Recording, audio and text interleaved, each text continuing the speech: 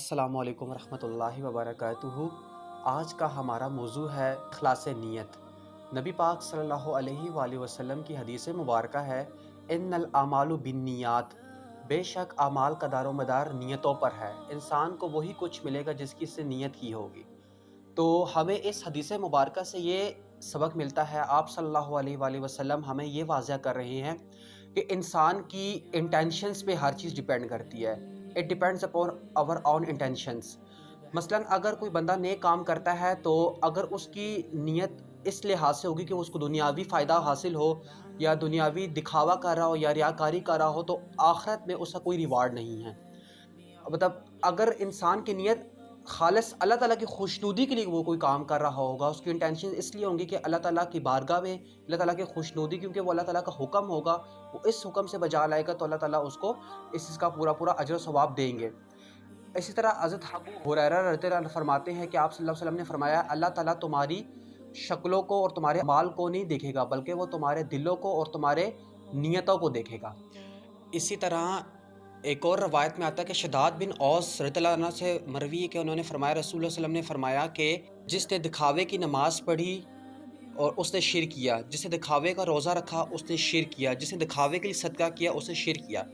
تو اس حدیث مبارکہ سے بھی ہمیں ایک یہ کنکلوژن ملتا ہے کہ اگر کوئی بندہ نماز پڑھ رہا ہے یا روزہ رکھ رہا ہے یا صدقہ کر رہا ہے، یہ نیکی کے کام ہے، لیکن ان کی انٹینشن، ان لوگوں کی نیت صرف اسی لیے ہے کہ لوگ ان کو اچھا کہیں، دنیاوی غرض سے وہی کام کرے، تو اس کا صلہ اللہ تعالیٰ کی بارگاہ میں قطعاً نہیں اس انسان کو ملے گا۔ اس کی قیمت اور اس کا صلہ تب ملے گا جب اس کی نیت صرف خالص اللہ تعالیٰ کی خوشنودی کے لیے کی ہوگی۔ اگر اس کا نیت میں دکھاوا ہے کہ لوگ اس کو اچھا کہیں، لوگ اس کی تعریف کریں، تو اس کو نیور اس کو کوئی ریوارڈ ملے قیامت کے دن۔ اسی طرح حضرت ابو ہریرہ سے روایت ہے کہ انہوں نے فرمایا کہ رسول صلی اللہ علیہ وسلم نے فرماتے ہوئے میں نے سنا، آپ صلی اللہ علیہ وسلم نے فرمایا کہ قیامت کے دن اللہ تعالیٰ ایک ایسے شخص کو بلائے گا، اللہ تعالیٰ اپنی عدالت میں ایک ایسے شخص کو حاضر کرے گا جس نے دنیا میں شہادت پائی ہوگی۔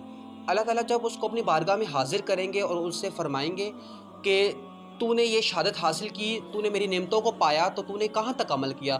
وہ کہے گا کہ اے اللہ، میں نے تیری خاطر دین میں لڑا، دین کی خاطر میں نے قربانیاں دی۔ اللہ تعالیٰ کہے گا تو جھوٹ بول رہا ہے، تو نے صرف اس لیے لڑا کہ لوگ تجھے بہادر بولے اور لوگ تیری تعریف کریں، تو نے میری خاطر کوئی کام نہیں کیا، تو نے دکھاوے کے لیے دنیاوی غرض کے لیے کیا۔ تو اللہ تعالیٰ فرشتوں کو حکم دے گے کہ اس انسان کو پکڑ کے گھسیٹ کر جہنم میں لے جاؤ۔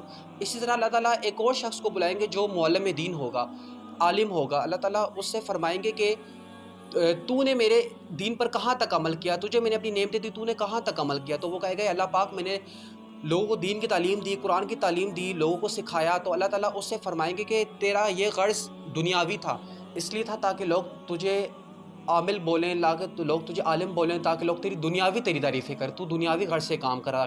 تو اس روایتوں سے ہمیں یہ سبق حاصل ہوتا ہے کہ حالانکہ نیکی کے کام بھی ہو، اگر اس میں بھی ہماری نیتوں میں دنیاوی فائدہ آ جائے، دنیاوی غرض آ جائے، تو اس کا ہمارے لیے کوئی فائدہ نہیں، کیونکہ وہ دکھاوے میں اور ہمارے شرک میں آ جاتا ہے۔ اس احادیث سے یا اس روایتوں سے ہمیں یہ سبق ملا کہ ہمیں کوئی بھی کام کرنا چاہیے تو خالص اللہ تعالیٰ کی خوشنودی کی خاطر، اللہ تعالیٰ کے حکم کی خاطر، کیونکہ وہ ہمارے پہ ضروری ہے کرنا۔